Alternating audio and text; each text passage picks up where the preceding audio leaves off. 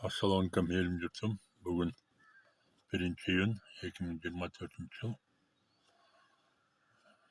Men Talabek Güzatov bugün Adam Ata Bayanı jönünde aytıp bermekçimin.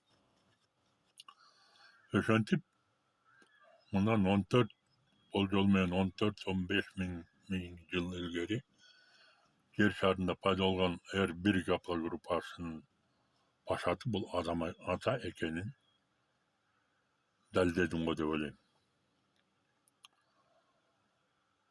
Bu çınmeyen ilmi negizde dalillengen nerse.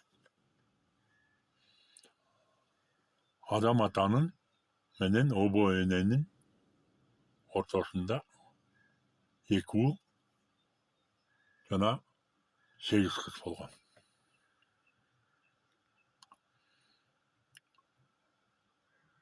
Bir malumatlar boyunca 8 kız, bir malumatlar boyunca 18 kız bolgan. Biroq negizgisi bul emes. Negizgisi Adam Ata menen Obo Ene'nin eku ulu bolgan. Уулунун аты Абил, кыргызчасы. Ал эми орусчасы Авел. Кичи уулунун аты Каян, орусчасы Кайын болуп, эки уулу болгон. Ошол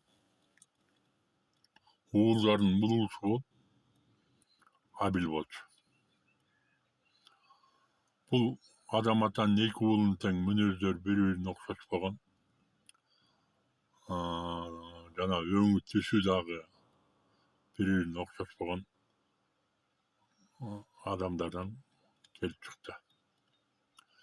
Bir маалыматтар боюнча Адам Атанын Авел деген уулу Абил. Бул Обо Энеден төрөгөн деп айтышат. Ал эми Адам Атанын токолунан төрөлгөн уу бул Кайын деп айтышат. Ошондуктан өңү түсү башка деп айтышат. Бирок бул мен маалыматка ишенбейм. Анткени азыркы мезгилде бир бирлеген каплау группа таандык элдердин арасында чыныгы эле Европоид түшүндөгү адамдар бар экенин далилдеп турат. Ошондо экөө тең Обо Энеден төрөлүп, экөө тең жакындаш, аталаш, тугандар болгон. Бирок мүнөздөрү ар башка болгон. Абилдин мүнөзү жумшак болуп, акылгөй болуп, кең пейил, ак көңүл болуп, жоокерде жоого кайраттуу, курч мүнөз, эр жүрөк болгон менен бирок алы жокторго, кембагалдарга өтө карымдуу, мээримдүү адам болгон.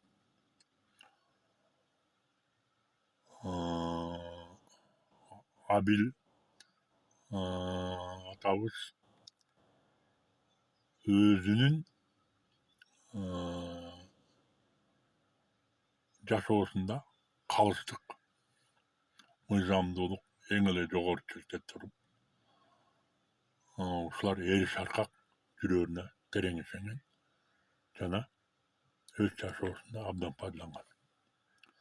Ал эми кичүү бир тууганы Каян көрө албас, ичи таар, ач көз, жоодо коркок мүнөздүү болуп, адамга таандык болгон терс мүнөздөрдүн көпчүлүгү ошо Каянда бар болчу. Кудай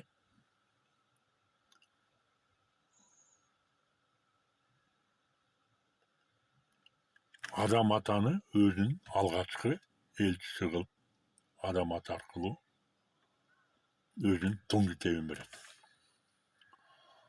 Адам ата өзүнүн коомунда жана адам ата өзүнүн үй бүлөсүндө ошол туң китеп аркылуу балдарын туң китепте жазылган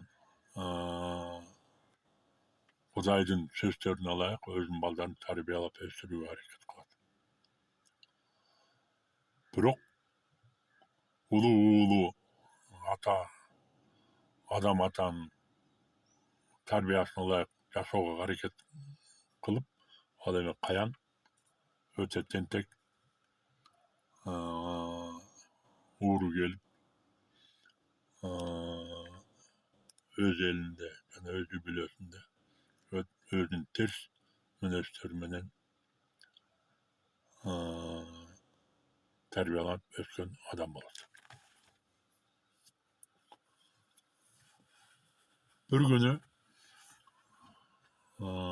Абил атабыздын уктап жатканда түшүнө Кудай кирет. Кудай Абил атабызга айтат: мен сени жана сенин урпактарыңды өзүмдүн буйруктарымды аткаруучу адам атаңарга негизги руханий мураскору кабыл алдым жана силерди тандап алып, силерди кабыл алдым деп айтканы түшүнө кирет.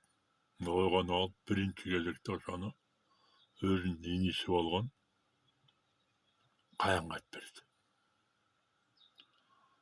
Каян ичи таарданып, эмчи менин урпагым тандабайт, эмчи мени тандабайт деп Абил байкабай турган кезде артынан бычак сайып Абилди өлтүрүп салат. Өлтүргөн себеби Абил жаңы үйлөнүп, али тукуму элек болчу. Андан уул же кыз төрөлгөн эмес болчу. Ошондуктан бул Абил уул же кыздуу болгуча мен муну өлтүрүп салсам, мындан урпак калбайт дагы. Кудай айласы жок мени жана менин урпактарымды тандап алып, бизге чексиз бийлик берип, адамзатты биз башкарып калабыз. Адамзат коомун биз башкарып калабыз деген ниетте Абилди өлтүрүп салат.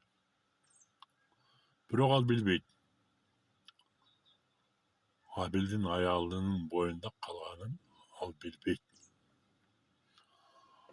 Адам атабыз Каяндын Абилди өлтүрүп салганын билгенден кийин ачууланып, Абилди үй бүлөсү менен кошо, ал дагы үйлөнүп жайланып калган болчу. Үй бүлөсү менен жана Абилге таандык болгон эл менен кошо